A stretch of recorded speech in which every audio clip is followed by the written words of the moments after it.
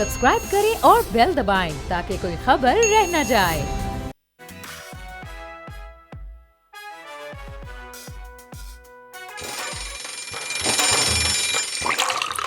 आजकल जिंदगी ही सुबह आउट ऑफ कंट्रोल है, दुनिया बोल है, तेरी दुनिया बोल है।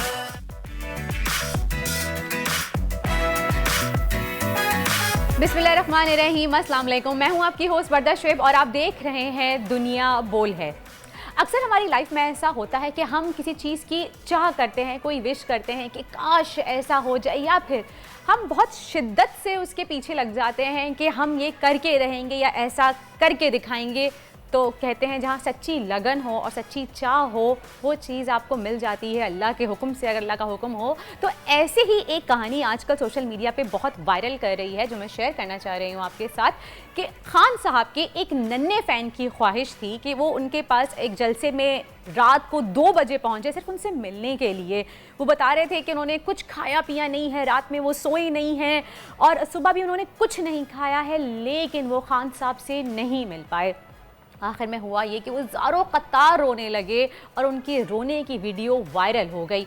उन्होंने खान साहब से और बाकी लोगों से अपील की कि खुदा का वास्ता मरने से पहले मुझे एक बार खान साहब से मिलवा दें। कहा आपने ये नन्हे अबू बकर जो इमरान खान के इतने बड़े फ़ैन हैं, कितनी शिद्दत से इन्होंने चाह की थी और आखिरकार इनकी विश पूरी हुई। जब खान साहब को इस वीडियो के बारे में पता चला और उन्होंने इस बच्चे के बारे में पता लगाया तो खान साहब ने यानी कि इमरान खान साहब ने इस बच्चे को अपने पास मिलने के लिए ख़ास तौर पे बनी गाला इनवाइट किया और फिर ये वहाँ पे गए, इनकी ख्वाहिश पूरी हुई और जाके इमरान खान साहब से ये मिले।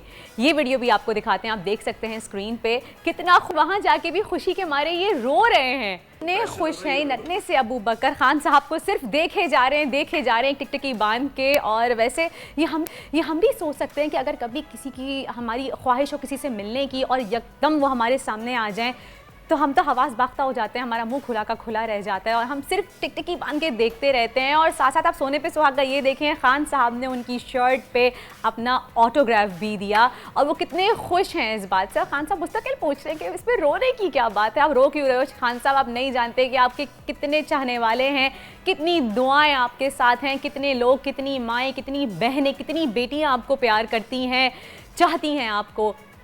ये देखिए, आप देख सकते हैं इनकी शर्ट खान साहब ने ऑटोग्राफ दिया है। इन्हें अबू बकर को ऑटोग्राफ तो मिल गया खान साहब का और खान साहब से मिल भी लिए, लेकिन अब इस कमीज की जो शर्ट उन्होंने पहनी हुई है जिसपे खान साहब ने ऑटोग्राफ दिया था उसकी बोली लग रही है और 1 करोड़ तक की बोली उसकी लग चुकी है। ये वीडियो भी आपको दिखाते हैं, लेकिन सवाल यहाँ पे ये उठता है कि अबू बकर खान साहब के इतने बड़े फैन हैं और 1 करोड़ के एवज क्या वो ये कमीज नीलाम कर देंगे? जी, तो देखा आपने, ये कहानी थी अपने आप में ये एक मिसाल थी ये कहानी कि अगर किसी चीज़ की चाह हो तो राह खुद ब खुद ही निकल आती है। जैसे कि अगर हम बात करें अब पाकिस्तानी कौम में कि अब एक हकीकी आज़ादी की चाह नज़र आ रही है और खान साहब इस मंजिल को पाने की राह दिखा रहे हैं और हो भी सकता है और इंशाअल्लाह हमारी दुआ है कि अगर हमारे मुल्क के हक़ में बेहतर है तो हम इस चाह तक पहुंच जाएं, इस चाह को पूरा कर ले एज ए अवाम। और ये सब बातें तो चलती रहेंगी, लेकिन अब नज़र डालते हैं आज की बड़ी खबर पर। इम्पोर्टेड हुकूमत नामंजूर, पीटीआई की मकबूलियत के साथ हुकूमत का खौफ बढ़ने लगा। अमेरिका में भी ओछे हथकंडों पर उतर आई, पीटीआई और काफ लीग वालों के लिए कौंसिल खाने के दरवाजे बंद कर दिए।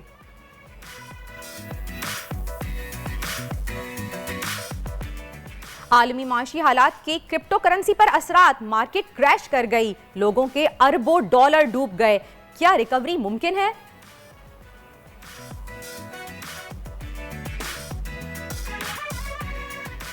चाह हो तो राह निकल ही आती है। खान साहब के नन्हे फैन की मुराद पूरी हुई। कप्तान से मिलने वाला अबू बकर रातों रात वायरल हो गया। ऑटोग्राफ वाली कमीज के करोड़ों की बोली लग रही है।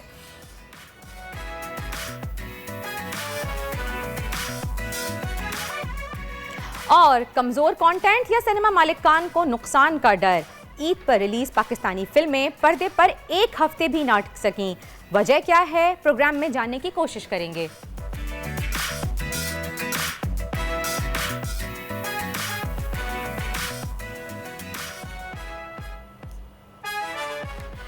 इम्पोर्टेड हुकूमत नामंजूर, ये वो तहरीक है जो हर गुजरते दिन के साथ मकबूलियत के एक नए रिकॉर्ड कायम करती जा रही है और अब ये मुहिम सोशल मीडिया से निकलकर सड़कों पर नजर आ रही है। एक जानिब खान साहब मुल्क भर में हकीकी आज़ादी की मुहिम चला रहे हैं तो बैरून मुल्क पाकिस्तानी भी इस तहरीक में आगे आगे बढ़ चढ़ कर हिस्सा ले रहे हैं।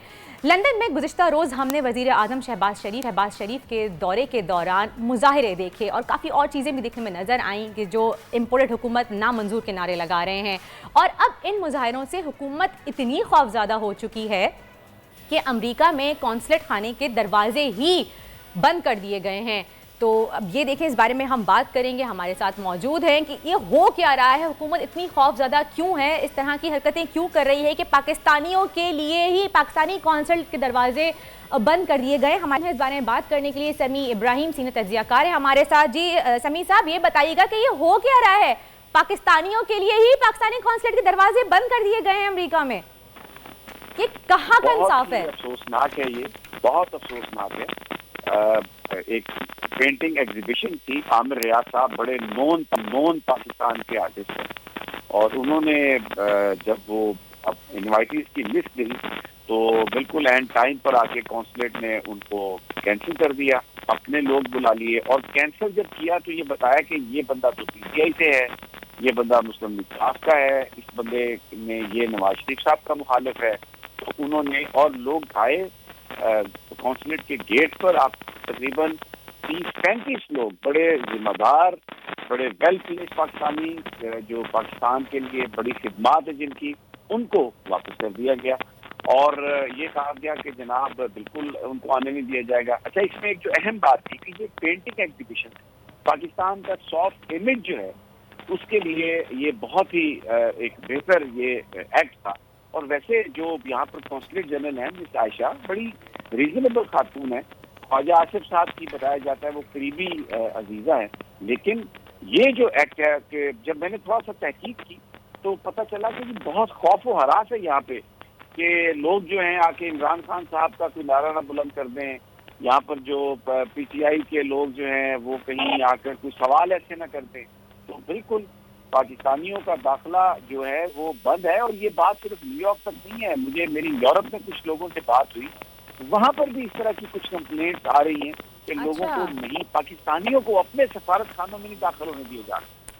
क्या हो रहा है हमारे साथ समी साहब ये बताइएगा कि मरियम नवाज ने कल अपने जलसे में क्लियरली ये वाजे किया है कि इलेक्शन जल्द हो जाने चाहिए, साबका हुकूमत ने जो कुछ भी किया उसका बोझ हम अपने कांधों पे या अपने सरों पे नहीं उठाएंगे और उन्होंने ये भी वाजे कर दिया कि ये हुकूमत टेम्परेरी है, हम कुछ नहीं कर सकते। कहीं ऐसा तो नहीं दूसरी तरफ जरदारी साहब कोशिश कर रहे हैं कि इलेक्शंस प्रोलॉन्ग किए जाएं, क्योंकि हमें शुरू से पता है कि जो पीडीएम है उनकी आपस में इतनी ज़्यादा देर तक चलती नहीं है, तो कहीं ऐसा तो नहीं कि कोशिश ये की जा रही है जरदारी साहब की तरफ से, पीपल्स पार्टी की तरफ से, कि नून लीग हुकूमत में रहे और जो सारा इनका पुलंदा है कि महंगाई का ये सब इनके ऊपर गिर जाए, परफॉर्म अच्छा ना कर पाएँ ताकि अगले इलेक्शन में पीपल्स पार्टी को वोट मिल जाए? ऐसी कुछ सूरत हाल नजर आ रही है आपको होती हुई?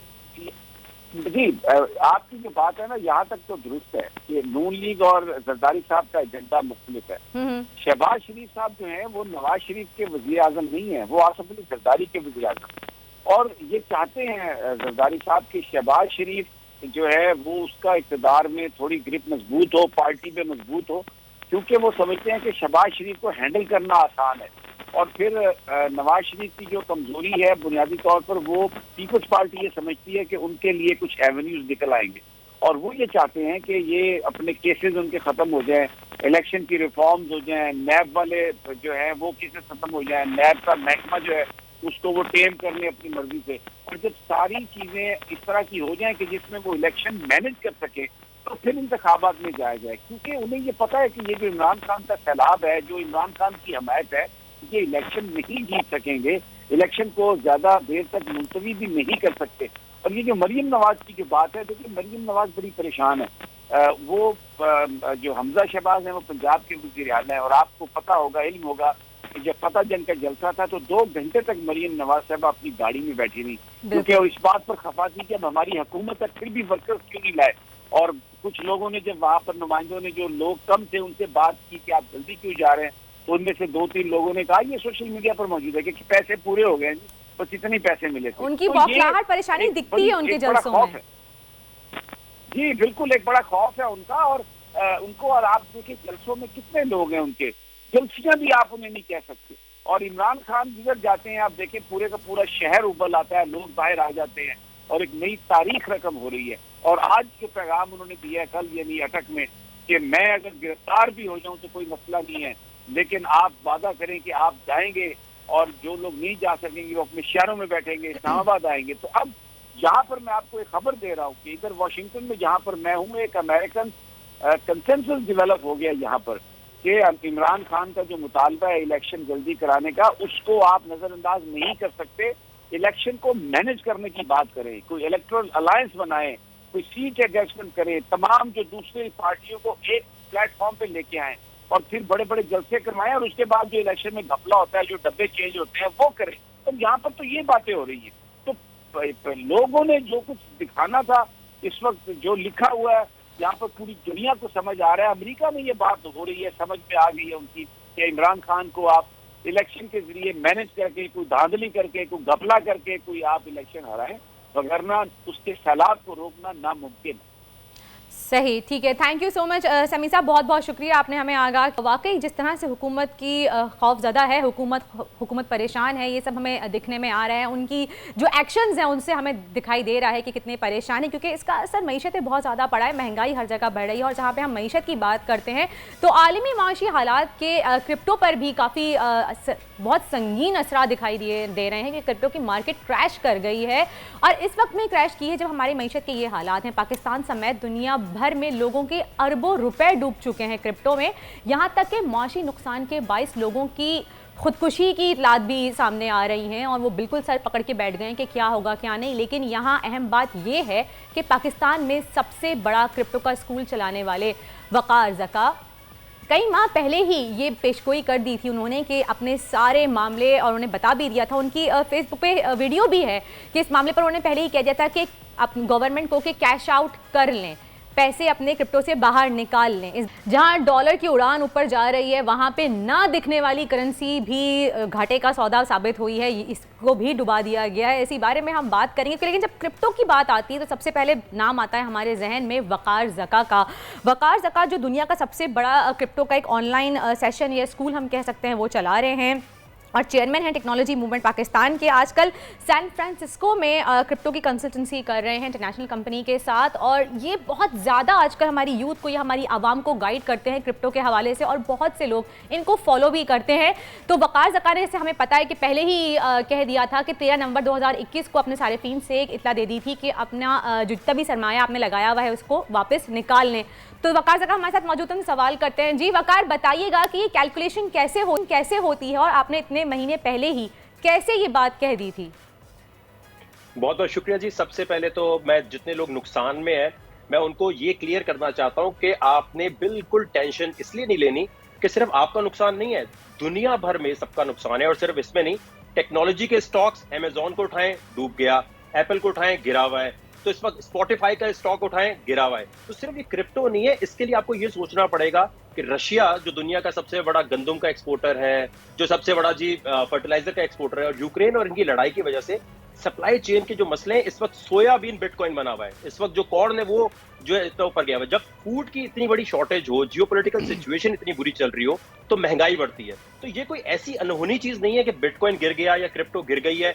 इसके अंदर सिर्फ मसला ये आया है कि फाइनेंशियल एजुकेशन लिए बगैर लालची लोगों ने अपनी लालच की बेस पे इन्वेस्टमेंट की हुई थी, और वो तो अब दुनिया के किसी भी जगह इन्वेस्ट करेंगे तो प्रॉब्लम होगी। लेकिन ये बहुत बड़ा चांस है। इस वक्त टेक स्टॉक को उठाएं, गोल्ड को उठाएं या आप क्रिप्टो को उठाएं, इस वक्त क्रिप्टो में जो कोई समझकर सही तरह आ जाएगा, और सीखना जरूरी है, तो वो यकीनी तौर पे 1 साल में बिलियनर नजर आएगा। देखिए, अब मसला ये है कि ये कैलकुलेशन करने के लिए जियोपॉलिटिकल नॉलेज होनी जरूरी है। दूसरी बात यह है कि आपकी नजर सिर्फ एक चीज पे होनी चाहिए। आज गूगल करें आप, यूएसए फेडरल रिजर्व, आप देखिए जेरोम पावल को और जेनेट जेलन जो उनकी फाइनेंस की सेक्रेटरी हैं, इनको आप ट्विटर पे फॉलो कर रहे हैं। जेरोम पावल तो वहां नहीं है, लेकिन फेडरल रिजर्व का ट्विटर अकाउंट है। अब क्रिप्टो वापस कैसे आएगी, आपने नजर रखनी है इंटरेस्ट रेट, यानी आसान लफ्जों में ये देखेंगे यूएस की जो फेडरल रिजर्व है उसने इंटरेस्ट रेट बढ़ाए हैं, उसकी वजह से पैसे उधार लेना मुश्किल हो जाता है। जब उधार लेना मुश्किल होता है तो स्टॉक और क्रिप्टो से लोग भागते हैं। अच्छा, जब ये इंटरेस्ट रेट कम होने की खबर आएगी तब बिटकॉइन के सेटल होने का टाइम आएगा।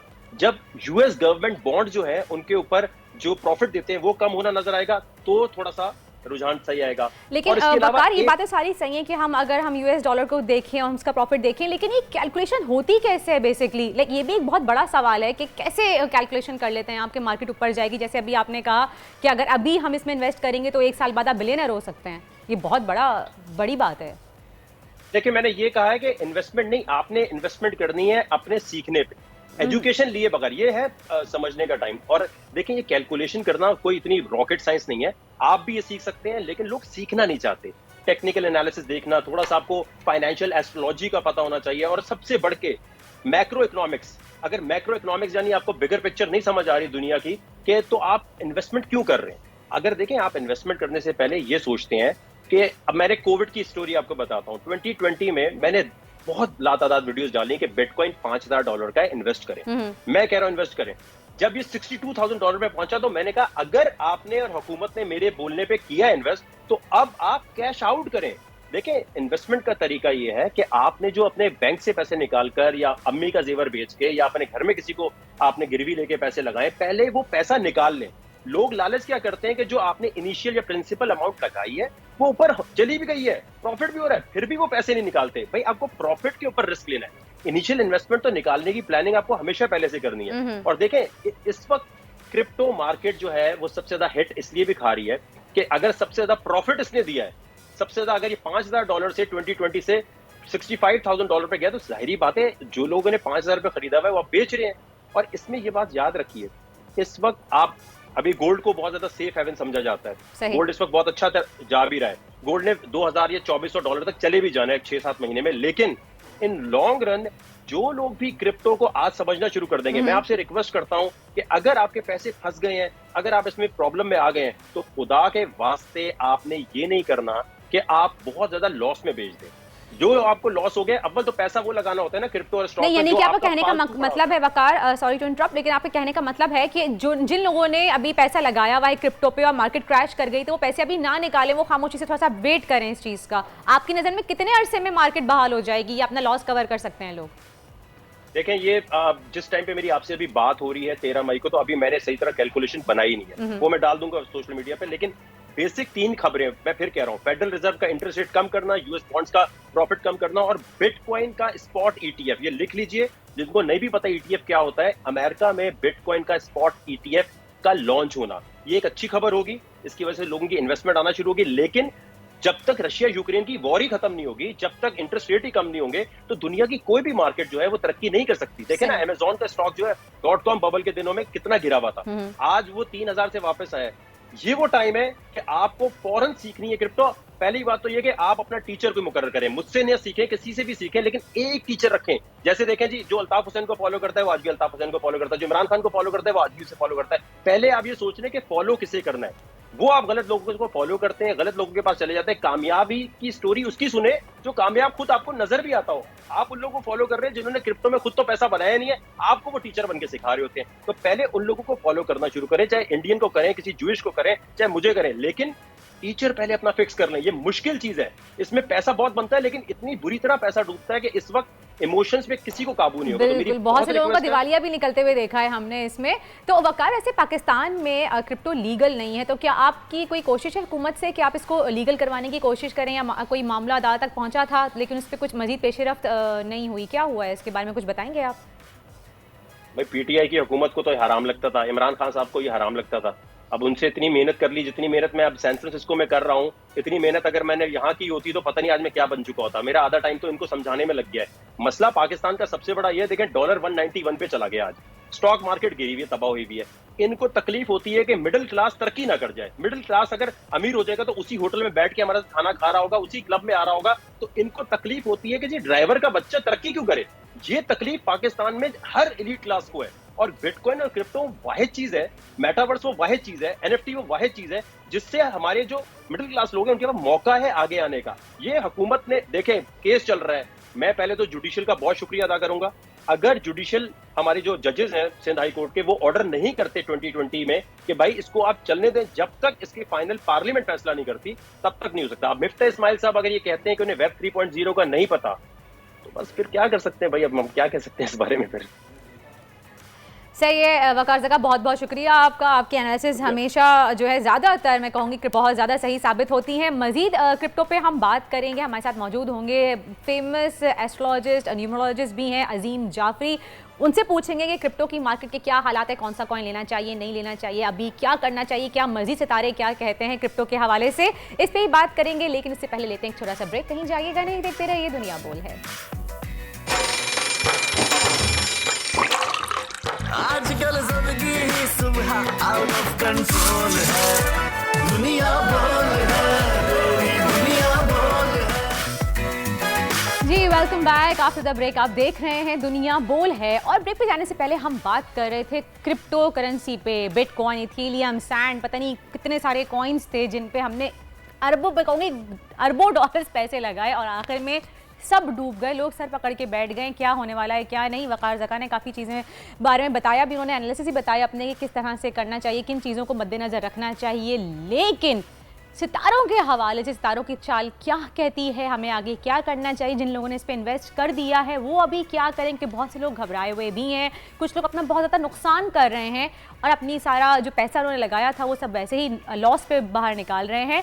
तो इस बारे में हम मज़ीद बात करेंगे। हमारे साथ मौजूद हैं फेमस एस्ट्रोलॉजिस्ट न्यूमरोलॉजिस्ट अजीम जाफरी साहब, लाहौर से उन्होंने हमें ज्वाइन किया। अस्सलाम वालेकुम अजीम साहब। जी अस्सलाम वालेकुम, कैसी हैं आप? बिल्कुल ठीक, आप कैसे हैं?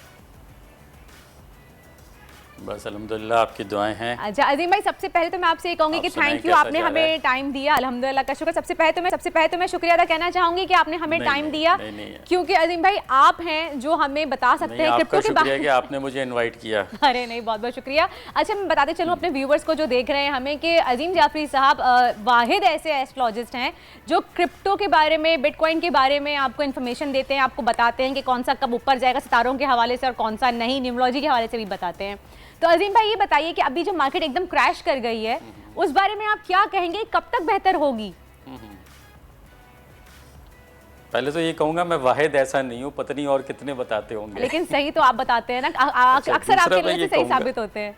अरे नहीं मैं तो एस्ट्रोलॉजी का तिफले मकतब हूँ। हमारे मुल्क में तो माशाल्लाह बहुत बड़े बड़े एस्ट्रोलॉजर पढ़े हैं। अरे आपकी, और मैं तो एक छोटा सा स्टूडेंट हूँ। बड़प्पन है आपका, बड़प्पन है सर जी। अच्छा मैं आपको बताता हूँ जी।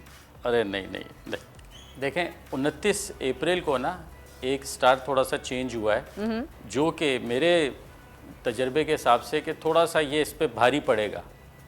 अच्छा, ठीक है, सही, बिटकॉइन पे सही। अच्छा, मगर अब ऐसा भी नहीं होगा कि ये बिल्कुल ही डे बाय डे मतलब वो डाउन ही जाता रहेगा, ठीक है ना, ऐसी बात नहीं होगी। इसमें जैसे अब 1 महीने के कुछ ऐसे डेज आया करेंगे जिसमें आपने उसको देखिएगा ऊपर जाएगा, कभी एकदम नीचे हो जाएगा, फ्लक्चुएशन बहुत रहेगी। आप समझ रही मेरा कहने का मकसद? फ्लक्चुएशन रहेगी, ऊपर नीचे जाता रहेगा। हेलो जी। हाँ, ऊपर रहेगा। अब इसमें करना क्या होगा कि आपने जो डेज है ना, अब ऐसे एग्जांपल दे रहा हूँ आपको, आप नोट कीजिएगा। 24, 25, 26, 27, 24, 25, 26, 27 इसमें अच्छा जाएगा। 24, 25, 26, 27 मई की बात कर रहे हैं जो बिल्कुल डाउन। जी। सही। अब इसमें मिसाल दे रहा हूँ आपको कि ये भी हो सकता है कि बिल्कुल ही अब जैसे नीचे गया हुआ है तो इससे ऊपर आना कह लें, तो थोड़ा अच्छा ऊपर आना, तो आप कहें कि ये तो पहले भी था इतना रेट तो इसका, ठीक है ना, ठीक है। तो और ये भी हो सकता है कि बिल्कुल अच्छा रेट हो जाए, आप कहें कि हाँ जो थोड़ा बहुत लॉस हुए थे लोगों के वो कवर हो। नंबर 1, अभी जो आ रहा है ना ग्रहण आ रहा है, ठीक है ना, 16 मई को ना, 16 मई को लूनर एक्लिप्स यानी कि चांद ग्रहण आ रहा है, ये गुजर जाए, ठीक है, आहिस्ता आहिस्ता देखिएगा। हाँ, इस पे देखिएगा, आहिस्ता आहिस्ता आपको थोड़ा थोड़ा बेहतरी लगेगी, एकदम नहीं लगेगी कि 16 को चांद ग्रहण गुजरा, क्योंकि हमारे यहाँ नज़र भी नहीं आ रहा, ठीक है, मगर फिर भी इफेक्ट तो होते हैं इसके। तो आपको लगेगा थोड़ा 15-16 के बाद से ना, 16 तारीख के बाद से हाँ बेहतरी आएगी, एकदम नहीं आएगी, मगर हाँ ये ज़रूर है कि 24, 25, 26, 27 को एक अच्छा रेट जाएगा, फिर डाउन हो जाएगा, ठीक है। और अच्छा फिर मज़े की बात 16 को कमर दर अकरब भी है, जैसा कि मैं हर कितने सालों से लोगों को बता रहा हूँ कि इसमें कोई अहम काम ना करें आप। 16 में वैसे भी कमर दर अकरब होने की वजह से प्रॉब्लम्स होती हैं। 16 मई अगर आपने कोई चीज़ ख़रीद ली है, कोई बाइंग कर ली है, तो वो हाँ 16 मई, ठीक है, तो वो फिर नुकसानदेह हो जाता है। सही। हाँ, तो वो भी है, फिर ग्रहण भी है, तो ये गुजर जाए तो फिर आप देखिएगा हल्का हल्का इम्प्रूवमेंट आपको नज़र आएगी। लफ्ज़ मेरा ये है। वैसे स्टार जो 29 को आया है ना, वो तो बहुत ख़राब आया है, ठीक है, वो तो मेरे ख्याल में अभी कोई 25 जून तक तो वैसे ही ख़राब रहेगा, मगर बीच बीच में जैसे मैंने कहा ना, एक महीने में कुछ डेज अच्छे, कुछ नॉर्मल, कुछ लॉस। सही। तो अजीम भाई ये बताएं कि अभी आप लोगों को क्या बताता रहूंगा। सही, तो हम आपको ऑन ऑफ रखेंगे अपने साथ ताकि आप हमारे लोगों को गाइड भी करें। कि वो मशवरा मैं चाह रही थी देना कि आप व्यूअर्स को क्या देंगे कि अभी बहुत से लोग ऐसे कह रहे हैं कि दिस इज द करेक्ट और परफेक्ट टाइम, जो लोग बिटकॉइन नहीं करते थे वो इसमें इन्वेस्ट कर दें, मजीद जो है वो पैसे डाल दें, क्योंकि साल 1.5 साल बाद ही पैसे आपको डबल होके मिल जाएंगे। तो इस बारे में आप क्या कहेंगे? बिल्कुल सही, बिल्कुल एग्रीड, आई एग्रीड, बिल्कुल सही कह रहे हैं वो। जो जिसका आइडिया है ना कि जब लो होता है तो बाइंग आप करें ना उसमें, लो में, ठीक है ना, लो में बाइंग करेंगे तो ऑटोमेटिकली नेचुरली जब वो हाई पे जाएगा तो आपको प्रॉफिट आ जाएगा। सही। तो मैं भी यही इस बात से आपके मुत्तफिक हूँ कि जो ये इस वक्त बाइंग के लिए बहुत बेस्ट पीरियड होगा। ठीक है, इस वक्त आप बाइंग किए जाएं। और अगर कोई ये कहता है कि नहीं जी अब तो ये गए और अब तो ये कभी नहीं उठेंगे, ये ऐसा बिल्कुल नहीं है। अच्छा। इतने उठेंगे, बल्कि 1 साल के लिए अभी जो जुपिटर आया है ना, इस साल आया है और अगले साल के मई तक रहेगा। इसी दौरान आप देखिएगा 1 साल में, ये तो अभी थोड़ा सा एकदम स्लम्प आ गया थोड़ा सा ये, अदरवाइज आप देखिएगा इतना जाएगा कि काफ़ी लोग इसमें करोड़पति बन जाएंगे मजीद। अच्छा। जो अब तक नहीं बने। अच्छा, ये तो बहुत बड़ी बात है। जी बिल्कुल, मगर बात क्या है, मैं आपको वर्दा बताऊं जी, इनकी ना नज़रें होती हैं, एस्पेक्ट्स होती हैं सितारों की। अच्छी नज़र पड़ेगी तो वो आपको बेनिफिट देगा, ख़राब पड़ेगी तो लॉस देगा। जिस दिन ख़राब हो उस दिन आप ना बिटकॉइन खेलें, जिस दिन अच्छी हो हाँ वो वाले लोग खेलें जो बाइंग करें। जिस दिन खराब हो तो वो ज़ाहिर है लो जाएगा तो आप उठा लें। ये तो अजीम भाई आपको तो रोजाना फिर हमारे शो पे आना पड़ेगा और बताना पड़ेगा कि आज तारे क्या कहते हैं, आज बिटकॉइन करना चाहिए कि नहीं करना चाहिए। हाँ बहुत आसान है, अरे हाँ बहुत आसान है ये, इसमें कोई वो रॉकेट साइंस नहीं है, बड़ा सिंपल सा है।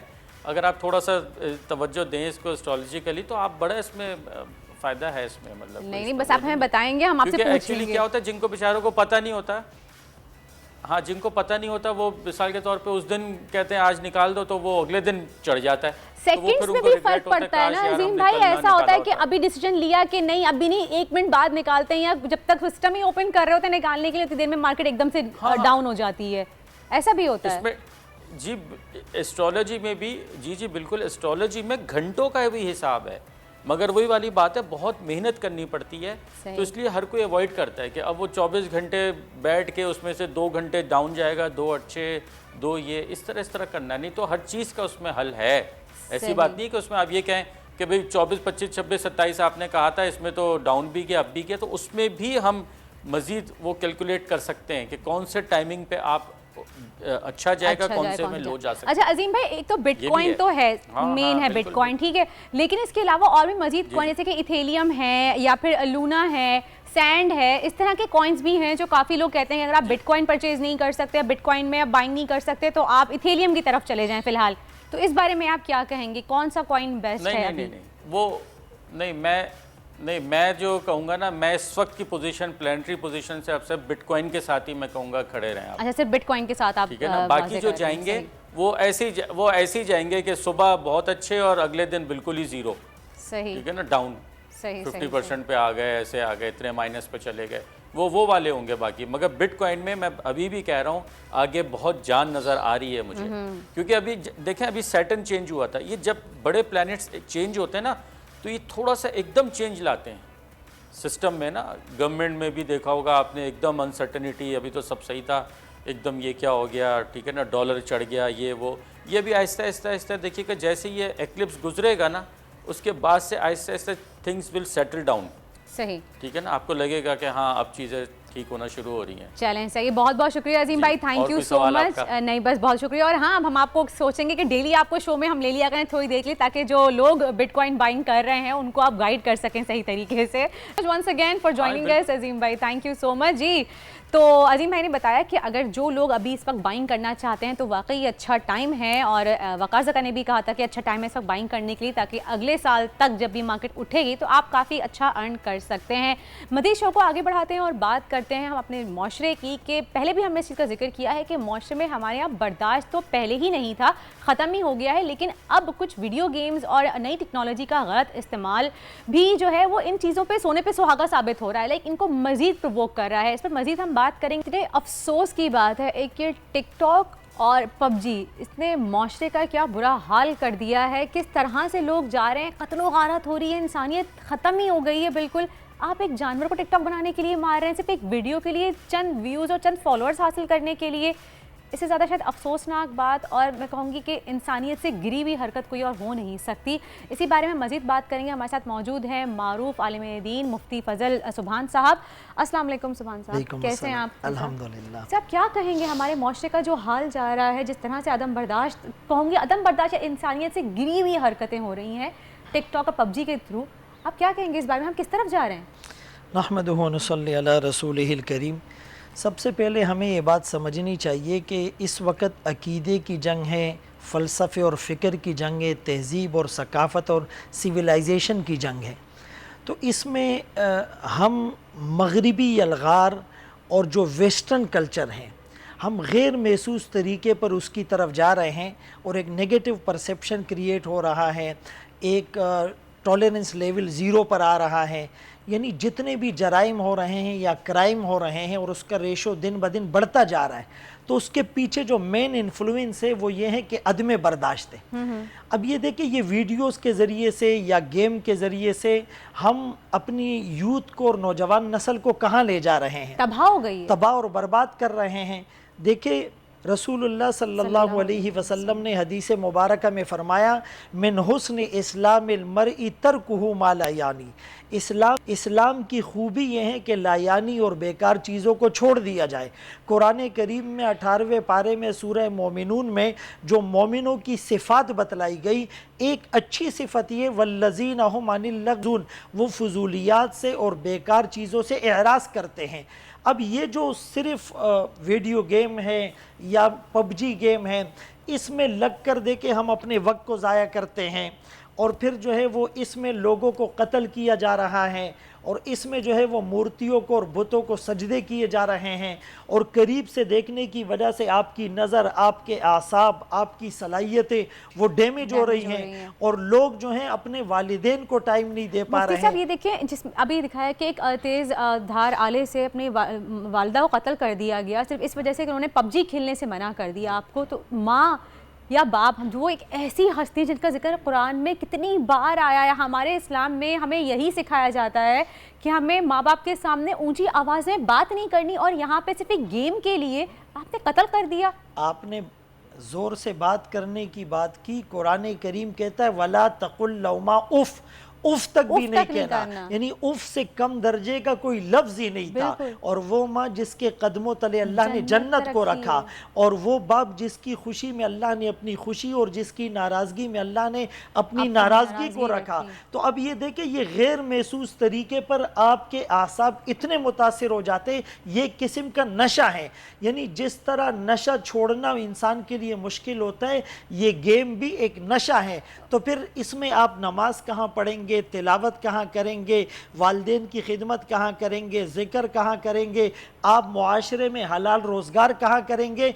आप तो नौजवानों को तबाह कर रहे हैं। किसी भी मुल्क की तामीर और तरक्की में यूथ और यंग जनरेशन का रोल होता है, और उसकी सलाहियतों को डैमेज करना ये अगयार की साजिश और उनकी कोशिशें हैं। इसीलिए इस मौके पर हमें सोचना चाहिए। हो चुकी है। लेकिन मुफ्ती साहब, इसका बताएं, इसका हल क्या है? कैसे इस चीज़ से हम अपनी यूथ को निकालें, अपने बच्चों को निकालें, किस तरह से? देखिए, हमने अपने मीडिया के ज़रिए से खिलाड़ियों को, एक्टर को अगर हम हीरो बनाकर पेश करते हैं तो लोग तालीम की तरफ कहाँ जाएंगे? मुझे ये बताए, खेल इस्लाम में जायज़ है, लेकिन उसके एक क्राइटेरिया हैं। ऐसा खेल जिसमें दीनी फ़ायदा हो या दुनियावी फ़ायदा हो, जिसमें आपकी जिस्मानी वर्जिश हो, जिसमें गैर शरई उमूर ना हो, जिसमें मिसाल के तौर पे नशे की तरह आपको मुतासिर करने वाली चीज़ ना हो, और वो खेल बज़ाते खुद जायज़ हो, उसमें इतना गुलूव और इन्हमाक ना हो कि आप आप जायज़ कामों को छोड़ दें। तो हम सबसे पहले तो ये लोगों को बताएं कि खेल की हुदूद है और खेल एक ज़रूरत है, मकसद नहीं है। देखिए मोबाइल को बनाया गया तो फर्स्ट जनरेशन और फर्स्ट जी उसके लिए 1G क्या था कि इससे सिर्फ आप कॉल करेंगे और सुनेंगे। फिर सेकंड जनरेशन में क्या है कि आप मैसेजेस भी फॉरवर्ड और रिसीव कर सकते हैं। थर्ड जनरेशन में था आप तस्वीर बना सकते हैं। 4G फोन जनरेशन में था कि आप वीडियोस बना सकते हैं। 5G में फिफ्थ जनरेशन में आप उसके जरिए से मेल और दूसरे काम कर सकते हैं। लेकिन उसका जो फर्स्ट जी और मेन पर्पस था हम उससे गाफिल नहीं हुए। आप गेम खेल रहे हैं लेकिन कॉल आएगी तो गेम वाला सिस्टम डिस्कनेक्ट हो जाएगा। तो इंसान का मकसद तख्लीक अल्लाह की इबादत और बंदगी था। हम अपने मकसद और पर्पस ऑफ क्रिएशंस को भूल जाते हैं। हम इन चीज़ों में इतना मुनहमिक हो जाते हैं कि हमें अल्लाह का हुक्म, नबी का तरीका याद ही नहीं रहता। उसकी वजह से ग्रेजुअली यानी स्टेप बाय स्टेप हम ऐसी दलदल में जा गिरते हैं जहां से वापसी हमारे लिए मुश्किल होती है। तो हम मीडिया के जरिए से भी नौजवान नस्ल को तालीम की तरफ, ऐसे खेलों की तरफ जिसमें जिस्मानी फ़ायदा हो और जो सिविलाइजेशन हमारी है इस्लामी और मशरिकी अक़दार की तरफ लोगों को मुतवज्जे करे, दीनी तालीमात और दीनी प्रोग्रामात के जरिए से उनकी ज़हनसाज़ी करे। तो हम मीडिया के थ्रू हम तो कहते हैं, कोशिश भी करते हैं, मना भी करते हैं, लेकिन जो लोग घर में कहते हैं ना कि माँ बाप सबसे ज़्यादा करीब होते हैं अपनी औलाद की, या घर वाले जो तालीम और तरबियत वो देंगे उनकी एक बार सुन लेंगे, वो शायद हमारी भी ना सुन सकें। तो घर में किस तरह से बच्चों से डील किया जाए, उनको कैसे इस चीज़ से दूर किया जाए? देखिए हदीस पाक में रसूलुल्लाह सल्लल्लाहु अलैहि वसल्लम ने फरमाया कि बाप अपने बेटे को जो सबसे बेहतरीन तोहफा देता है वो अदब सिखलाता है। हज़रत अली रज़ी अल्लाह अन्हु, हज़रत उमर रज़ी अल्लाह अन्हु, इन हज़रात ने भी फरमाया कि अपनी औलादों को अदब सिखलाओ। आज बदकिस्मती है कि माँ बाप के पास अपनी औलाद की तरबियत के लिए टाइम ही नहीं है। वो खुद मोबाइल में और सोशल मीडिया में इतने इंगेज होते हैं कि बच्चे पास बैठे हुए हैं लेकिन उनकी तरबियत, उनके अखलाक, उनका कैरेक्टर, उनकी तालीम, उनके जो मॉरल वैल्यूज़ है उसकी तरफ तवज्जो ही नहीं होती। तो इसलिए हम अपनी औलादों को टाइम दें और उनकी तरबियत करें। ऐसे स्कूल्स में, ऐसे मदारिस में, ऐसी गैदरिंग्स में उन्हें भेजें और उनके ऊपर विजिलेंस और सर्विलेंस का एक सिस्टम हो। बचपन में हम उन पर तवज्जो नहीं देते, जब गलत आदतें पुख्ता हो जाती हैं। ये सारी बातें तो हम करते हैं, हमने 10,000 दफ़ा ये बातें कही हैं, बताई भी हैं, लेकिन तब भी ये सोल्यूशन की तरफ मुझे जाता हुआ नज़र नहीं आ रहा कि इसका सोल्यूशन क्या है। कि जिस तरह की कत्लो गारत हो रही है, गैरत के नाम पे कत्ल किया जा रहा है टिकटॉक वीडियोस बनाने के लिए, इनका कोई सोल्यूशन बाकायदा है? देखिए साइबर क्राइम या FIA या पेमरा इस तरह के जो इदारे हैं, अब उनका मकसद ही ये था, लेकिन बदकिस्मती से वो इस पर वो सर्विलेंस का सिस्टम नहीं है और अगर कोई जराइम का इर्तिकाब करता है उसको सज़ा नहीं मिलती। हम शरीयत के उसूलों को फॉलो करें, शरी सज़ाओं का निफाज करें। आप देखें जब एक शरी सज़ा पर अमल होगा तो हज़ारों लोग जराइम से बाज आ जाएंगे। देखिए बैरून दुनिया में अगरचे शरीयत नहीं है लेकिन कानून की पासदारी और इम्प्लीमेंटेशन है, वहाँ पर जराइम का रेशो कम होता है। हमारे यहाँ तो सोर्स और इन बुनियादों पर यानी बहुत से मुजरिमों को जो है वो मासूम बनाकर पेश कर दिया जाता है। तो उन इदारों से बासपुरस की जाए, साइबर क्राइम है, FIA हैं, कि वो इन चीज़ों पर वो कानूनी तौर पर निगाह क्यों नहीं रखते। अफसोस की बात तो यही मुफ्ती साहब के वेस्टर्न ने हमारा कल्चर अपना लिया है और हमने वेस्टर्न कल्चर इतना अपना लिया जिसकी वजह से हमारी कौम, मैं कहूँगी कि अंधेरों में गिर चुकी है, बल्कि धकेल नहीं रहे, हम खुद अंधेरों में गिर चुके हैं कि हमारी यूथ तबाह हो चुकी है, हमारी जनरेशन तबाह हो चुकी है। अगर आज बच्चे से, पहले हम पूछते थे मुफ्ती साहब किसी छोटे बच्चे से कि बेटा बड़ों के क्या बनोगे, तो वो कहता था मैं इंजीनियर या डॉक्टर या टीचर या ऐसे कुछ कहते थे। आज किसी बच्चे से पूछे तो वो क्या कहता है? वो यही कहता है कि मैं खिलाड़ी बनूंगा, मैं एक्टर बनूंगा, मैं यूट्यूबर बनूंगा, मैं टिकटॉकर बनूंगा। हाँ। यानी मैं शॉर्ट वे में बहुत ज्यादा पैसे कमाऊंगा, हलाल हराम को नहीं देखूंगा, जायज नाजायज को नहीं देखूंगा। बदकिस्मती की बात ये, कुरान करीम में अल्लाह ने रसूलों को खिताब किया, कुलू मिनत तय्यिबाति वअमलू सालिहा, कि आप पाक चीज़ें खाओ और नेक अमल करो। इशारा है इस बात की तरफ, नेक अमल की तौफीक तब मिलेगी खाना पीना हलाल होगा। हम अपनी औलादों को हराम खिलाते हैं, वो फरमाबरदार नहीं बनेगी, उसका असर जो है उनके ऊपर बहुत बहुत शुक्रिया मुफ्ती साहब, बहुत बहुत शुक्रिया आपका। हमने जाना कि किस तरह से हम अपने बच्चों को रोक सकते हैं। साइबर को चाहिए, FIA को चाहिए कि इसमें नजरसानी करें, इस तरह की जो गैर अखलाकी हरकतें हो रही हैं टिकटॉक और PUBG के नाम पे, उसकी रोकथाम की जाए। इस पर मजीद हम बात करेंगे, लेकिन आगे भी शो को बढ़ाना है, लेकिन उससे पहले लेते हैं छोटा सा ब्रेक। कहीं जाइएगा नहीं, देखते रहिए दुनिया बोल है। आजकल जिंदगी ही सुबह आउट ऑफ कंट्रोल है। दुनिया बोल है, तेरी दुनिया बोल है। जी welcome back after the break. आप देख रहे हैं दुनिया बोल है। अब जिक्र करेंगे कि जब गर्मी होती है तो हमारी स्किन का बहुत बुरा हाल हो जाता है। हम जहाँ पे मेकअप करते हैं या फिर हम अपने बात कर लें तो बहुत ज़्यादा फ्रिजी हेयर हो जाते हैं, स्कैल्प ऑयली हो जाता है, हमारा इचिंग शुरू हो जाती है, या फिर मेकअप नहीं टिकता, बेस फाउंडेशन का इशू बहुत ज़्यादा होता है, एक्नी के इश्यूज हो जाते हैं, पिंपल्स हो जाते हैं। तो इन तमाम चीज़ों के बारे में मज़ीद हम बात करेंगे। हमारे साथ मौजूद हैं ब्यूटी थेरेपिस्ट हैं हमारे साथ टीना जमाल। अस्सलाम वालेकुम टीना। बिल्कुल ठीक। Welcome to the show Tina, thank you so much. अच्छा टीना, गर्मी जब होती है इतनी शिद्दत की तो एक तो मेकअप फीमेल्स को लाजमी होता है। आप ऑफिस जा रहे हैं, आप किसी काम से जा रहे हैं, कहीं बाहर जा रहे हैं, चाहे रात में भी अब तो इतनी गर्मी होती है कि आपको हब्स फील हो रहा होता है। तो एक फाउंडेशन सबसे बड़ा मसला ये होता है कि टी जोन से यानी नोज़ के एरिया से और अपर लिप्स से फाउंडेशन ख़त्म हो जाती है। आप दूर से देख के बता सकते हैं कि जी आँखों पे या चीक्स पे फाउंडेशन है, नोज़ के और अपर लिप्स पे फाउंडेशन नहीं है। तो इसकी वजह क्या है और कैसे सही कर सकते हैं? ओके, इसमें सबसे पहले तो आपको ये देखना चाहिए आप which kind of a foundation आप यूज़ कर रहे हैं। ठीक है, वो गर्मियों में स्पेशली जब आप स्वेट कर रहे हो तो आपको वाटर बेस्ड फाउंडेशन यूज़ करना चाहिए। And water based foundation use करने से पहले आप क्या करेंगे, जस्ट लाइक आप नॉर्मली सीरम्स लगाते हैं, 2-3 सीरम्स लगाते हैं, आपको सीरम भी देके यूज़ करना चाहिए। और उससे भी पहले जो हर्बल थेरेपी आपको करनी चाहिए दैट इज़ आइसिंग। अगर आप आइसिंग कर लेंगे तो आपके जो पोर्स है ना वो क्लोज हो जाएंगे। जिनको साइनस है वो क्या करेंगे? जिनको साइनस है अगर वो आइसिंग करते हैं तो कहते हैं सर में दर्द शुरू हो जाता है। हाँ, बस just do it on the T zone. अच्छा, टी जोन एरिया, जो एरिया आपको ओके पूरे सर में और या माथे में इस साइड पे आप ना करें आइसिंग, जस्ट वेयर के जहाँ ज़्यादा स्वेट करता है तो उधर आप करें। देन आफ्टर दैट फिर आपको जो सीरम्स है, जो ऑयल बेस्ड सीरम्स आप नॉर्मली लगाते हो वो बिल्कुल अवॉइड करें and try the aloe vera serum. वो आपके पोर्स को और ज़्यादा क्लोज करेगा। And try to be on a cold weather because obviously आप जितना भी कर लेंगे जब गर्मी होगी तो वो मेकअप जो है वो आपका सारा मेल्ट हो जाएगा। टीना, आप कितने ही एसी में क्यों ना रहें, आप एसी से 2 मिनट के लिए निकल के गाड़ी में बैठने के लिए भी जाते हैं तो उतनी देर में आपका मेकअप खत्म हो चुका होता है, क्योंकि आपको किसी पार्टी में जाना है, किसी ओकेजन पे जाना है, तो ये प्रॉब्लम हमें फेस करनी पड़ती है। तो उसमें आप ये करें कि वाटर बेस्ड फाउंडेशन जो होते हैं वो यूज़ करें। वाटर बेस के साथ साथ जो आपकी जो स्किन को ज़्यादा देर रखते हैं जस्ट लाइक अ फिक्सर वगैरह वो थोड़ा यूज़ करें, बट लेकिन प्लीज़ अवॉइड करें कि गर्मी में आप ज़्यादा ना। सही। हमारे साथ एक कॉलर ही मौजूद है, उनको भी ले लेते हैं। सानेवाल से कॉलर है हमारे साथ वाजिद कमर। अस्सलाम वालेकुम वाजिद साहब, आप अपने टीवी का वॉल्यूम कम कर दीजिए प्लीज़ ताकि हम आपको क्लियरली सुन सकें और आप हमें सुन सकें। हेलो, आपका आवाज़ आ रही है? जी वालेकुम अस्सलाम। जी वाजिद साहब कैसे हैं और क्या सवाल करना चाहेंगे? लाइन ड्रॉप हो गई है। एक रिक्वेस्ट करूंगी हमारे कॉलर से कि जब भी हमें कॉल करते हैं तो प्लीज़ टीवी का वॉल्यूम बंद कर दिया कीजिए, क्योंकि टीवी का वॉल्यूम खुला होता है तो सही हमें आवाज़ नहीं आती और लाइन ड्रॉप हो जाती है।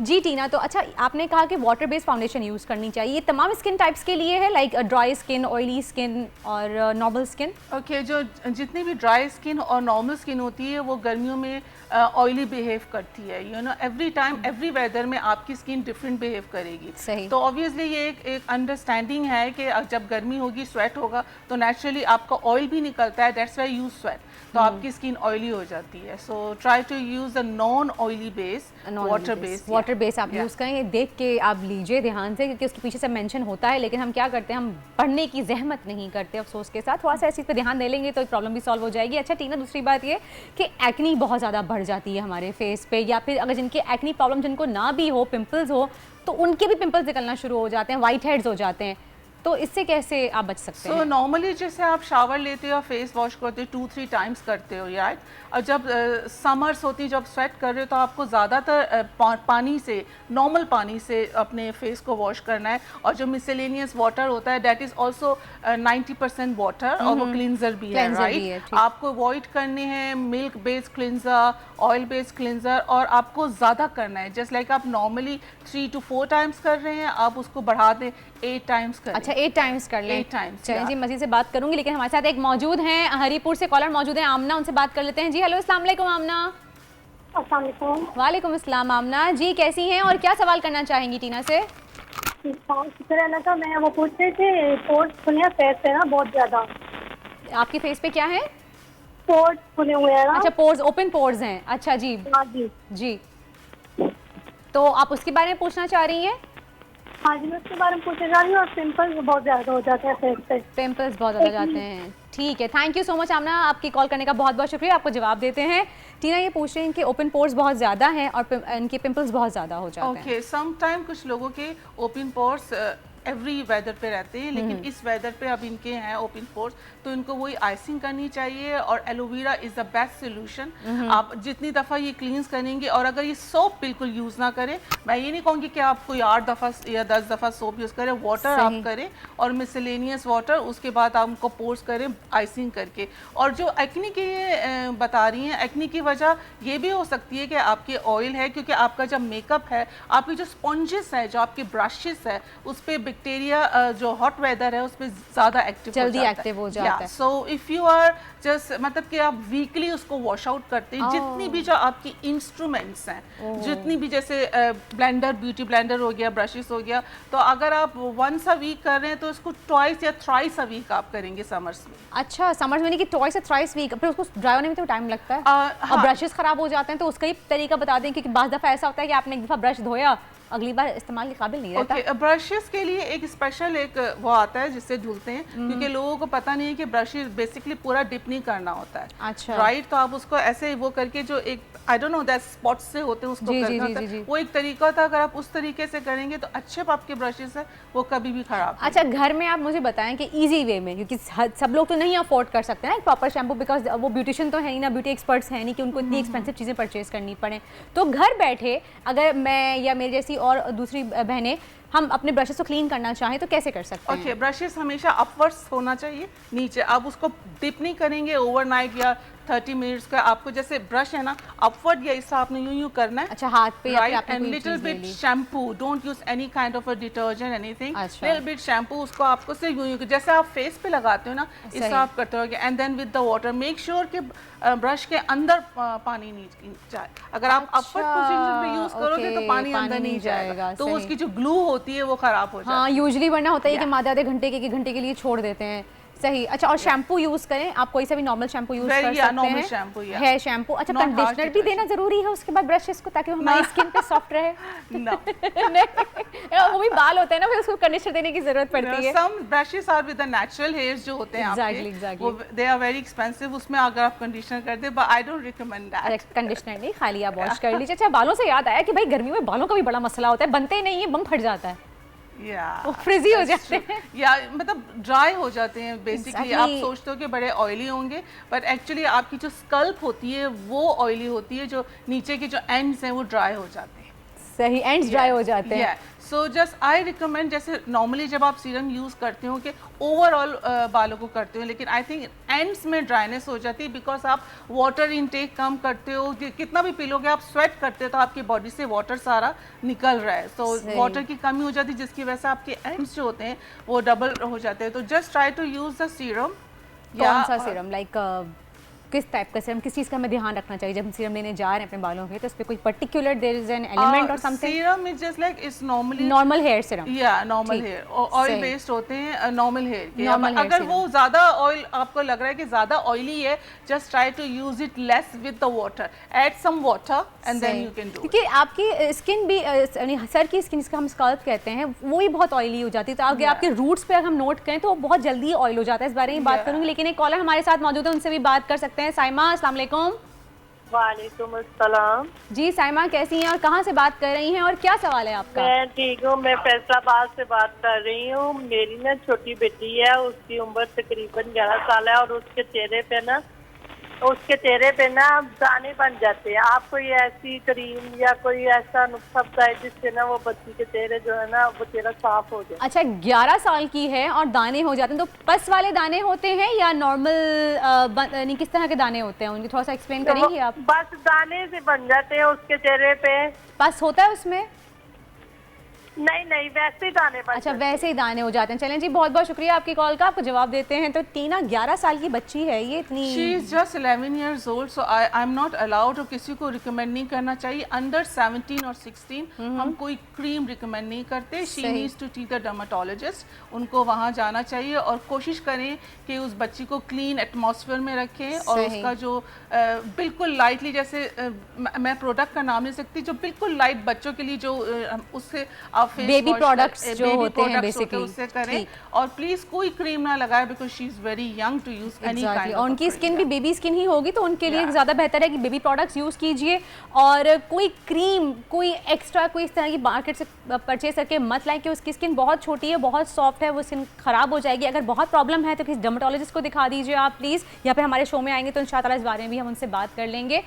टीना, अच्छा ये कीले, अच्छा ये भी होता है कि बंद मुंह की कीले भी हो जाती हैं, खाली बारीक बारीक बारीक बारीक दाने बच्चों के भी हो जाते हैं, छोटी एज में मैंने देखा है 6-8 साल के बच्चे, जैसे बच्चों के पेपर्स हो रहे हैं, बच्चे स्कूल जा रहे हैं, तो जब बच्चे निकल रहे होते हैं बाहर वैन से या वैन में बैठे हुए, तो दिखते हैं कि वो बारीक बारीक दाने हुए हुए होते हैं। तो इस बारे में बताइएगा। लेकिन कराची से भी कॉलर हमारे साथ मौजूद हैं, आशी, उनसे ही बात कर लेते हैं। जी अस्सलाम वालेकुम। जी, क्या सवाल करना चाहेंगी आप?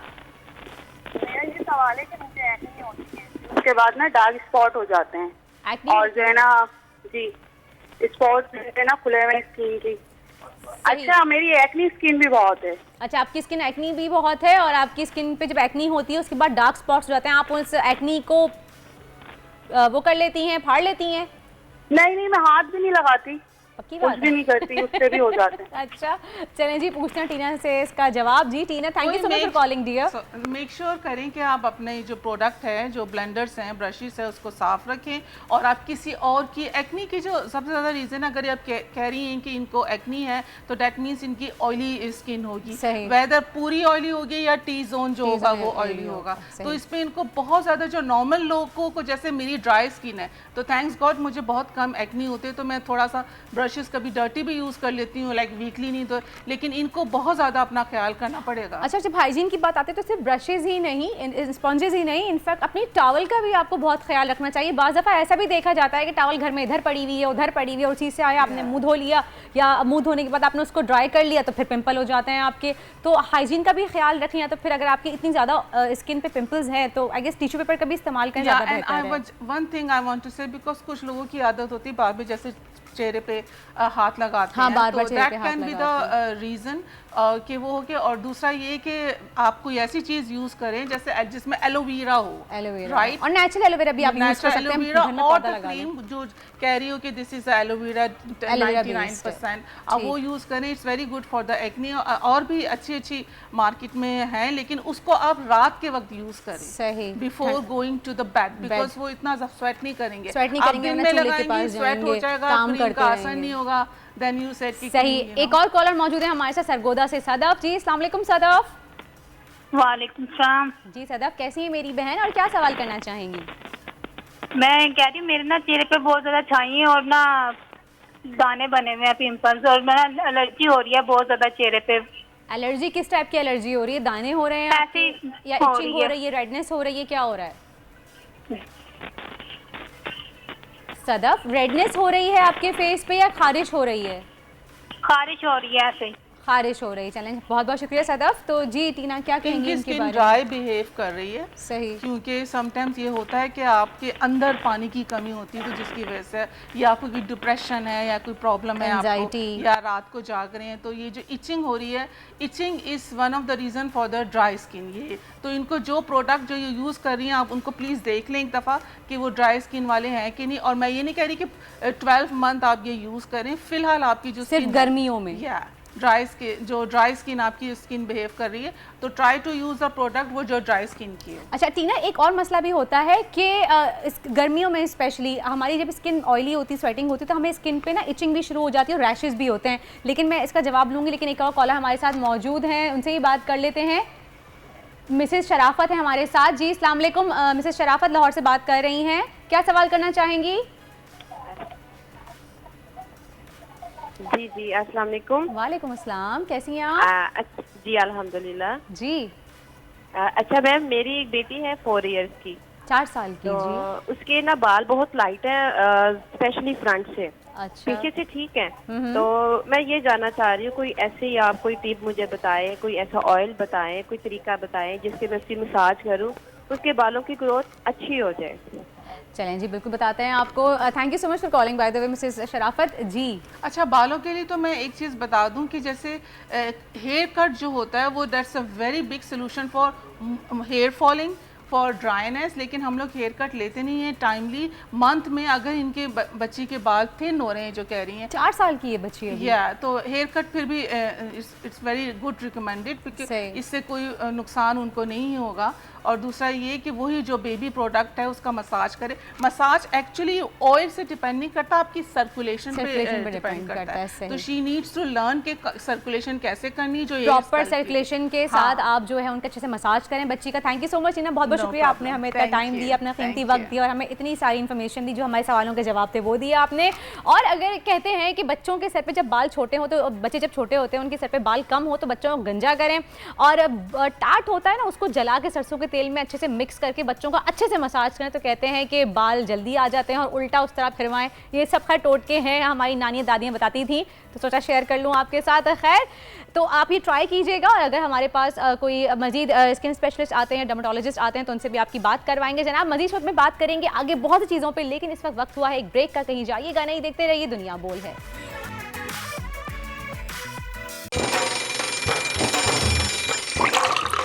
आजकल जिंदगी ही सुबह आउट ऑफ कंट्रोल है, दुनिया बोल है, तेरी दुनिया बोल है। हमारे साथ जो सिंगर आज मौजूद हैं, ये किसी भी तारीफ के मोहताज नहीं हैं। ये गाने हम बचपन से सुनते आ रहे हैं, और ये one of the favourite song है मेरा अभी तक, स्टिल मुझे बड़ा पसंद है। तो खैर, अरशद महमूद साहब को वेलकम कहते हैं हमारे शो में। बहुत बहुत शुक्रिया सर जी, आप हमारे शो में आए, आपका बहुत शुक्रिया, टाइम निकाला, बोल का बहुत शुक्रिया कि उन्होंने मुझे बुलाया। Thank you. नहीं, थैंक यू सो मच। अच्छा, पहले मुझे ये बताइए, ये गाना हम सबका फेवरेट गाना है, मैं ये कहूँगी कि मेरा तो ये बहुत ही फेवरेट गाना है। तो इस गाने के पीछे कोई कैसी स्टोरी है, कोई कहानी है? ये जो लिखा आपने खुद, इसके लिरिक्स इतने हंसी, इतने खूबसूरत हैं कि आज भी हम सुनते हैं तो हम इसको एंजॉय करते हैं। नहीं, ये मैंने नहीं लिखा, ये फिल्म का गाना है जी बिल्कुल, और सैयद नूर साहब की फिल्म थी घूंघट का। तो जाहिर है उन्होंने सिचुएशन दी, जो शायर थे अल्लाह ताला उनको जन्नत में आला मकाम दे, अब वो शायर भी नहीं रहे जिन्होंने ये गाना लिखा था, और जो म्यूज़िक डायरेक्टर है वो भी नहीं रहे, अमजद बॉबी साहब। तो उन्होंने सागर साहब से कहा कि ये सिचुएशन इस पर गाना लिखे, तो उन्होंने गाना लिखा, अमजद बॉबी साहब ने खूबसूरत धुन बनाई इसकी। सही। तो मुझे बहुत अच्छा लगा, मैं दिल से इसको गाया।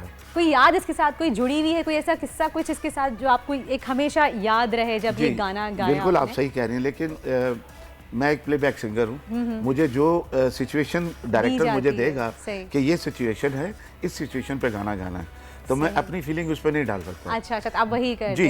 तो मुझे इस तरह से उसको गाना था कि जब अरबाज उसको पिक्चराइज करे तो ऐसा लगे कि अरबाज ही गा रहा है। तो मैंने उसको उसके अंदर फुल ऑफ जो फ्लेवर है जान भी डाली है जी, उसके अंदर बहुत मेहनत करके मैंने उसको गाया। कि आई मस्ट से कि इस गाने में जो जितनी जान आपकी आवाज़ से आई, जिस सुर के साथ, जिस अंदाज के साथ आपने इसकी अदायगी की है शायरी की, ये सब अल्लाह की मेहरबानी है, बड़ी हसीन है माशाल्लाह। ये सब अल्लाह ताला की मेहरबानी, हम भी काम से आदमी हैं, और ये अल्लाह पाक की इजाफी मेहरबानी है कि आवाज़ के अंदर जो खूबसूरती रखी है माशाल्लाह। और मैं ये समझता हूँ कि ये आवाज़ में खूबसूरती जो है, ये मुझे एक इनाम मिला है मेरी सरकार के आका नबी करीम हज़रत मोहम्मद सल्लल्लाहु अलैहि वसल्लम के लिए। मैं बचपन से नाते पढ़ा करता था, मस्जिद में जाके मैं नाते पढ़ा करता था, तो हो सकता है कि अल्लाह पाक ने मुझे उसका सिला दिया है कि मेरी आवाज़ में आज भी वो आपको फ्लेवर मिलेगा।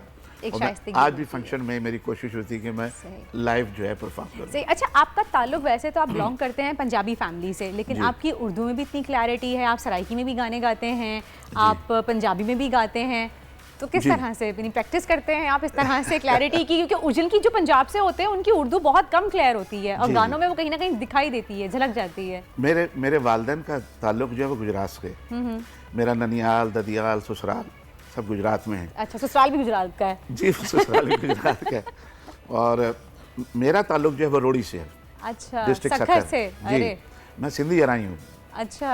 मेरे वालिदैन तो पंजाबी अराई हैं, लेकिन मैं सिंधी अराई हूँ, क्योंकि मैं सिंध में पैदा हुए हैं आप, और सिंध में आपको बहुत अराई मिलेंगे। सही। बेशुमार काश्तकारी जो है ना, अराइयों ने ही सिखाई है। सही। और यहाँ सिंध के अंदर जो अराई हैं उनको भुट्टो कहते हैं, और जो पंजाब में उनको अराई कहते हैं, अराई कहते हैं, दोनों का काम एक ही है। सही। तो उस लिहाज से जो है मैं पैदा हुआ रोड़ी में। मेरे वालिदैन जो है, मेरे वालिद साहब रेलवे में जॉब करते थे। अच्छा, रोड़ी सक्खर कहाँ पे? जी, रोड़ी सक्खर। अच्छा अच्छा अच्छा। जहाँ से बहुत बड़ा जंक्शन है, बहुत बड़ा जंक्शन है, वहाँ से 2 रास्ते जाते, एक कराची की तरफ और एक बलोचिस्तान की तरफ। सही। तो वहाँ पे मैं पैदा हुआ हूँ, एक रेलवे क्वार्टर में। और आज भी वो रेलवे का क्वार्टर में जब भी जाता हूँ तो वो घर देखने के लिए जाता हूँ। अच्छा, अंदर से तो नहीं देख पाता हूँ क्योंकि अब कुछ लोग, दूसरे लोग रहते हैं वहाँ पे, लेकिन बाहर से जाके मैं देखता हूँ। इस दफ़ा मैं अपने मेरी बेटी आई हुई थी वहाँ से, लंदन से, तो मैं अपने नवासे को भी ले गया था। और वहाँ ले जाके मैंने अपने नवासे को अपने साथ खड़ा किया और उसकी वहाँ पे वीडियो बनाई। मैंने कहा ये जब बड़ा होगा तो कम से कम इसको पता होना चाहिए याद कि मेरा नाना कहाँ पैदा हुए थे। सही। और आपको आपकी जड़ों को नहीं छोड़ना चाहिए। कहते हैं ना, जो दरख्त अपनी जड़ों से जुड़े रहते हैं ना, वो हमेशा खड़े रहते हैं। और आप माशाल्लाह से आगे भी आपने ईद पे काफ़ी नए सॉन्ग्स रिलीज़ किए हैं। जी बिल्कुल, मैंने आपके चैनल पे भी दोनों मैंने नए गाने आके गाए थे। जी, आप अभी हमारे पास भी इंशाअल्लाह ज़रूर, मैं आपसे दरख्वास्त करूँगी कि आप यहाँ भी हमें कुछ गाने सुनाएं। लेकिन उससे पहले मैं सवाल करना चाहूँगी आपसे कि आजकल हम देखते हैं कि म्यूज़िक बिल्कुल एक तरीके से चेंज हो गया है। रैपिंग ज़्यादातर आ गई है, हिप हॉप पसंद किया जा रहा है, शायरी बिल्कुल ख़त्म हो गई। जैसे इतनी हसीन शायरी इस गाने की, देखा जो चेहरा तेरा, और आपके एक दो गाने और भी इतने फेमस हैं जो मैं भी आखिर में रिक्वेस्ट करूँगी गाने की आपसे। शायरी तो बिल्कुल ख़त्म हो गई है। एक्चुअली अभी फिल्में बन नहीं रही हैं। नहीं, फिल्में बन रही हैं, नो डाउट। अभी 5 फिल्में रिलीज हुई हैं ईद पे। अच्छा, पता है आपको, लेकिन आप दूसरी फिल्में देख रही हैं। ये ड्रामा जो है ना, ये स्क्रीन पे आ गया, बड़ी स्क्रीन, बिग स्क्रीन पे आ गया। ये वो फिल्में नहीं हैं जो एवेन्यू स्टूडियो में और शानूर स्टूडियो में, बारिश स्टूडियो में बना करती थी, शबाब स्टूडियो में। ये वो फिल्में नहीं हैं। तो उसके तो जो टेक्निकल लोग हैं वही बिल्कुल अलग है। सही। और मुझे याद है कि मेरी जब पहली फिल्म हिट हुई है एज एन एक्टर, तो पहली फिल्म इतनी हिट हो गई कि वो 1 साल के बाद एक सिनेमा से उतरी। 1 साल के बाद? हाँ, और एक सिनेमा पे 100 वीक के बाद उतरी। और फिल्म का नाम बताएंगे? आज का दौर। आज का दौर। उसमें कौन सा गाना आपने खुद गाया था, अपने लिए कोई गाया था? सारे गाने मैंने गाए थे, मैं उसमें हीरो था। नहीं, वो तो आप थे उसमें, लेकिन कोई गाना जो फेमस हो उसका, उस फिल्म सारे गाने हिट थे उसके, लेकिन एक गाना जो है वो बहुत ज़्यादा हिट था, वो गुलाम अब्बास साहब ने गाया था। अच्छा अच्छा। क्योंकि इस फिल्म में मैं एज ए सिंगर आया था, मुझे एज ए सिंगर लेकर आए थे। कमाल अहमद साहब का म्यूज़िक था, तो वो लाहौर से मुझे असलम नाता साहब मुझे लेकर आए थे, जो प्रोड्यूसर थे। उन्होंने कहा कि मैं कराची में फिल्म शुरू कर रहा हूँ, तो आपने उसके गाने गाने। इस फिल्म के हीरो थे गुलाम मुहीउद्दीन साहब। अच्छा, तो फिर आप भी? वो इस तरह से हम प्यार से हम गुल्लू भाई कहते हैं। मेरे बड़े हैं, मेरे बिल्कुल बड़े भाइयों की तरह मैं उनकी रिस्पेक्ट करता हूँ, मेरे बहुत अच्छे दोस्त थे। तो वो उन्होंने नाता साहब से कहा कि नाता साहब, मैं तो बाहर जा रहा हूँ मैडम शिमोरा की फिल्म करने। सही। तो मैं तो आऊँगा महीना 1.5 महीने के बाद। सही। तो उन्होंने कहा कि नहीं, मैंने तो महीने में फिल्म कंप्लीट करनी। अच्छा, अगर महीने में फिल्म कंप्लीट हो जाती थी पहले? अगर आप डे नाइट काम करते हैं तो हो जाती है। तो अच्छा, मेरी जो ये फिल्म थी ये तकरीबन 80% जो आउटडोर थी। अच्छा।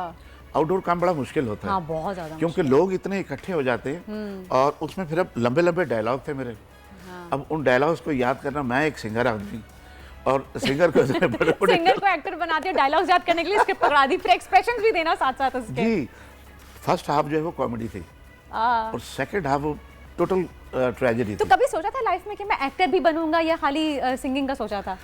अच्छा, वर्ता मैं आया हीरो ही बनने था। अच्छा, ये भी सीन है कि आपको आना हीरो बनने के लिए आप आए थे और सिंगर बन गए। घर से मैं हीरो ही बनने आया था, लेकिन किसी ने बनने नहीं दिया।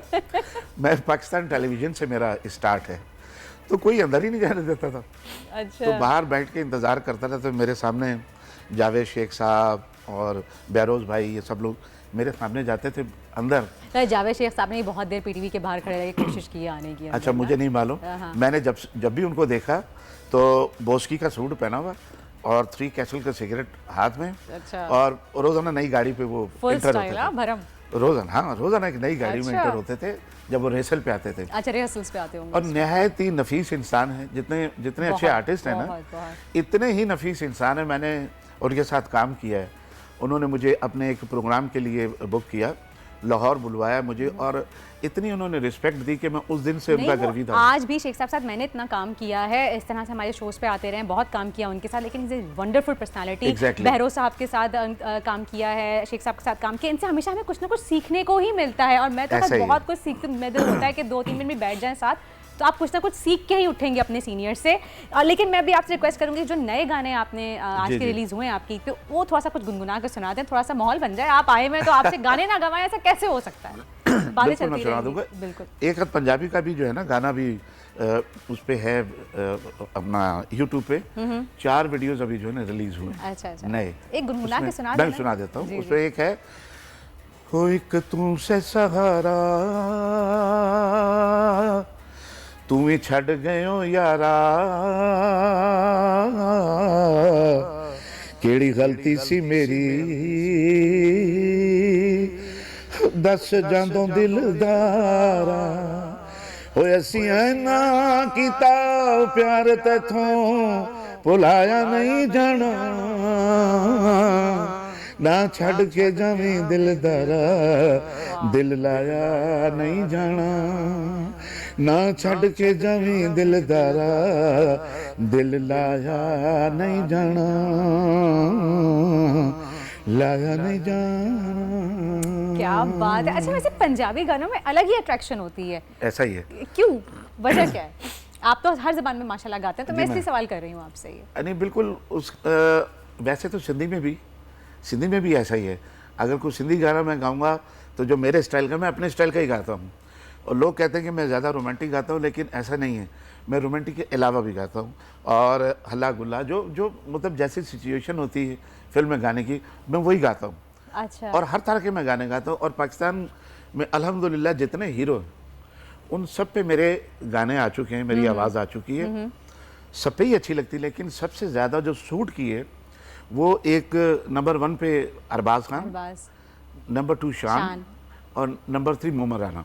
अच्छा, मोमर राना पे भी। हाँ, लेकिन अरबाज और शान पे तो बिल्कुल ऐसा लगता है कि उनकी अपनी आवाज़ में आप गा सकते हैं। अरबाज की पहली फिल्म के गाने भी मैंने गाए, मोमर राना की पहली फिल्म के गाने भी मैंने गाए, और सुल्तान रही साहब के जो बेटे हैं, उनका पूरा नाम पतले दुबले से, बड़ा खूबसूरत से हीरो, उनके भी आपने गाने गाए। उनके भी। और फिर वहीद मुराद साहब, जिनको मैं लाइफ में सिर्फ एक दफ़ा देखा। अच्छा। हाँ, मेरा बड़ी ख्वाहिश थी मेरी देखने की। तो एवेन्यू स्टूडियो में फिल्म निशानी की शूटिंग हो रही थी, शबनम साहिबा और उनकी दोनों की। तो मैंने उनसे कहा, मैंने कहा यार मैं नया गया था, तो मुसा कुरैशी साहब जो है, उनका साला जो है ना, वो मेरा दोस्त था, उससे मेरी दोस्ती हो गई थी। वो भी सब्ज़ी लेने नीचे आता, तो मैं लिबर्टी में उन दिनों रहता था मैं, तो वो भी आता था नीचे सब्ज़ी फ्रूट लेने। तो ऐसे उसका लहजा मैंने देखा ना, तो सिंधी है, तो मैंने ऐसे ही मुंह इधर करके ना ऐसे कहा, मैं जो भाऊ सिंधी आई जा, तो वो एकदम ऐसे हिला, तो ऐसे कर, बाबा सिंधी केर ॻाल्हाए पियो, मां चयो मां ॻाल्हायां पियो सिंधी। अच्छा, सिंधी भी आप पूरी बोल रहे हैं उनके साथ? जी। तो मुझे कहने लगे कि तव्हां सिंधी आयो? मां चयो हाँ। तो मैंने उनसे पूछा आप कहाँ के, सिंधी में पूछा, तो कहने लगे मैं हैदराबाद का हूँ। मैंने बताया मैं रोड़ी का हूँ। तो बड़े अच्छे तरीके से मेरी उनसे दोस्ती हो गई। मैं आपसे यहाँ पे एक सवाल करना चाहूंगी। आप मुझे बताएं कि जैसे आपने कहा कि आपकी जो फिल्म रिलीज हुई थी वो 1 साल बाद सिनेमा से उतरी है, तो अभी क्या वजह है कि हमारे यहाँ की जो आजकल की जो नई फिल्में बन रही हैं वो 3 से 4 दिन लगती है सिनेमा घरों में, उसके बाद उतार दी जाती हैं? वजह क्या है? कि क्या सिनेमा मालिकान डरने लग गए हैं? क्या उनको भरोसा नहीं रहा हमारी फिल्म इंडस्ट्री पे? ऐसी क्या वजह है? नहीं, ऐसा नहीं है। आप सैयद नूर साहब की मजाजन देख लें, मेरा ख्याल है 3-3.5 साल चली। मैं तो अभी रिसेंटली बात कर रही हूँ, जैसे ईद पे आप देखे जो हमारे सारी मूवीज 5 नई मूवीज बनी फिल्मी, ये जो अभी 5, मैं कल ही देख रहा था आपके चैनल पे देख रहा था कि ये 1 हफ्ते से ज्यादा नहीं चल सकी। हाँ, 5 दिन से ज्यादा नहीं चली, उतर गई। ईद की छुट्टियों में लगाई उन्होंने, उस पर उतार दी गई। धड़ा लगाई उन्होंने, सारे ड्रामे ये नहीं तो वजह क्या है? आप क्या लाइकनेस, क्योंकि आपका माशाल्लाह इतना बड़ा एक्सपीरियंस है, आप क्या वजह बताएंगे कि क्या चीज़ मिसिंग है? कि आपको लगता है कुछ वाकई मिसिंग है आजकल जो फिल्में बन रही हैं उनमें, और जो पहले ज़माने की फिल्में बनती थी उनमें? देखिए, जो फिल्म बनाने वाले लोग हैं ना, उन्हीं से फिल्म बनवाएं। अच्छा। फिल्म का काम उन्हीं को आता है। ड्रामा जो है वो जो आजकल के बच्चे जो एज ए डायरेक्टर काम कर रहे हैं, बहुत अच्छा काम कर रहे हैं, क्रिएटिव काम कर रहे हैं, उनको ड्रामा ही बनाना चाहिए, वो ड्रामे के लिए। यानी कि ड्रामे के लोग अलग रखें और मूवी के लोग अलग रखें। ड्रामे के लोग होते ही अलग हैं, चलें फिल्म के लोग अलग। चलें जी, थैंक यू सो मच। वैसे तो दिल नहीं चाह रहा शो खत्म करने का, मुझे बड़ा मजा आ रहा है, लेकिन क्या करें, वक्त की कमी है, हमें आगे ही बढ़ना है। और लेकिन मैं यहाँ पे विश करना चाहूंगी अरशद महमूद साहब को, आपकी संडे को बर्थडे है, तो एडवांस में आपको हैप्पी बर्थडे टू यू हमारी पूरी बोल की टीम की तरफ से। और अल्लाह ताला आपको कामयाबी दे, मजीद ऐसे ही हमेशा हमें गाने सुनाते रहे अपनी सुरीली आवाज में। मैं आपको मजे की बात बताता हूँ, 14 मई को मेरे नवासे की। अच्छा वो वहाँ इंग्लैंड में, मेरी बेटी इंग्लैंड में होती है, 2 ही मेरे बच्चे, दानियाल यहाँ होता है, माहिन वहाँ पर है, तो मैं उसको प्यार से मानोबाजी करता हूँ अपनी बेटी को ना। तो जो मुक्तदा है उसकी 14 मई को बर्थडे, मेरी 15 मई। चलें जी, कितनी अच्छी बात है ये, जबरदस्त। अच्छा जाते जाते मैं एक रिक्वेस्ट करूंगी आपसे, आपको बर्थडे विश हो गई। आजकल जिंदगी ही सुबह आउट ऑफ कंट्रोल है, दुनिया बोल है, दुनिया बोल है। सब्सक्राइब करें और बेल दबाएं ताकि कोई खबर रह न जाए।